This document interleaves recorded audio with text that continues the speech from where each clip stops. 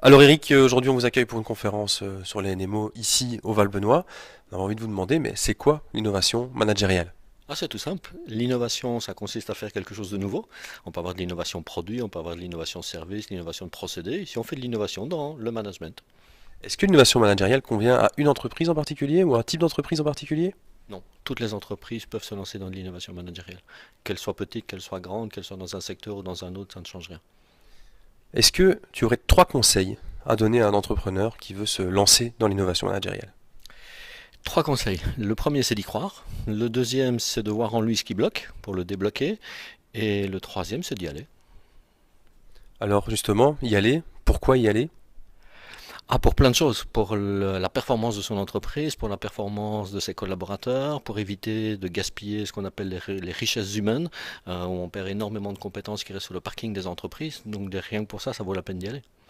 Alors justement, allons un pas plus loin. Y a-t-il un type d'entreprise ou une entreprise que tu rêverais d'accompagner?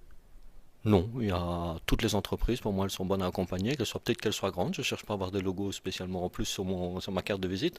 Simplement, est-ce qu'il y a une aventure humaine derrière? S'il y a une aventure humaine, que ce soit une grande ou une petite, ça n'a pas d'importance pour moi. Alors aujourd'hui en Wallonie, on commence à parler NMO, on commence à percer, il y a des initiatives à gauche à droite. Qu'est-ce qui manque encore aujourd'hui à la Wallonie pour aller un pas plus loin en matière d'innovation managériale? Encore très peu de chefs d'entreprise ou de patrons sont sensibilisés, donc augmenter la sensibilisation pour leur montrer qu'il y a d'autres voies et ne pas simplement fermer les yeux ou mettre des œillères en disant mon personnel n'est pas très heureux, n'est pas très motivé, mais je ne sais pas quoi faire d'autre. Dans quelle mesure l'innovation managériale change-t-elle la vie des entrepreneurs? Mais elle change la vie de toute l'organisation, qu'on soit collaborateur, qu'on soit manager ou qu'on soit entrepreneur, et l'entrepreneur va simplement changer de rôle, c'est-à-dire qu'il va se mettre au service de ses collaborateurs pour les faire grandir et pour que l'entreprise soit plus performante.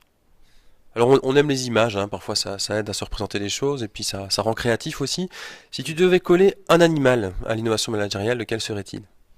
Mais je prendrais tous les animaux ainsi que tous les végétaux et donc la nature. Pour moi, la nature est le plus bel exemple d'innovation managériale. Ils ont innové de façon très particulière il y a des années et on peut s'en inspirer. La valorisation de l'écosystème dans son équilibre? Oui, c'est ça, oui, parce que c'est créer des écosystèmes. Il n'y a pas de chef, il n'y a pas un chef de la forêt, il n'y a pas, quand il se passe quelque chose, mais tout le monde réagit en même temps, en parfaite symbiose et en parfaite harmonie.